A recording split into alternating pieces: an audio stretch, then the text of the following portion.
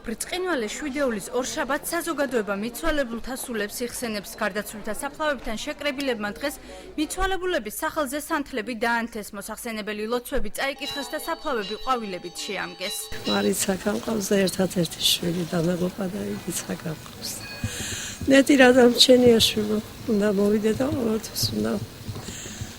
აია ჩემი ერთადერთი სიხარული, რომ ჩემ შვილთან მივდივარ. ყველას მიულოცე.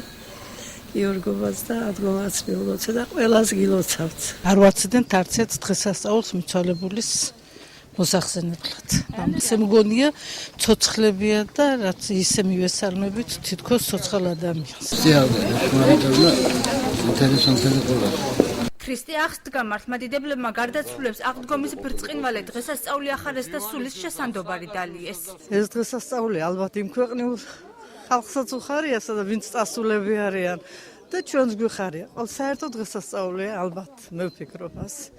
რადგან ამბობენ სული ცოცხლობსო და სული ცოცხალია, ალბათ ისინი ზგრძნობენ ამ დღესასწაულს. ქრისტე აღსდგა.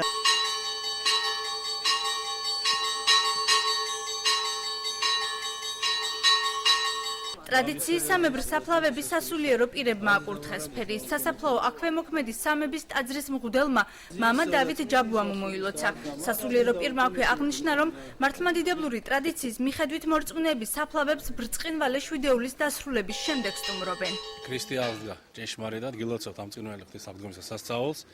დღეს არის აგრეთვე წმინდა გიორგობა და მიუხედავად ამისა ხდება ეს საფლავების კურთხება, ჭირისუფალი გამოდის საფლავებზე.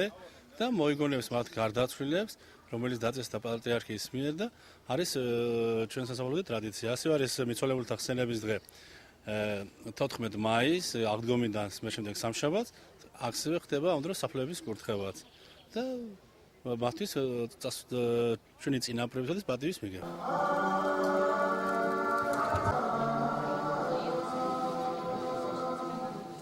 სამების ეკლესიაში მიცვალებულთა სულის მოსახსენიებელი პარაკლისიც გადაიხადეს და სხვადასხვა საგალობლები შეასრულეს.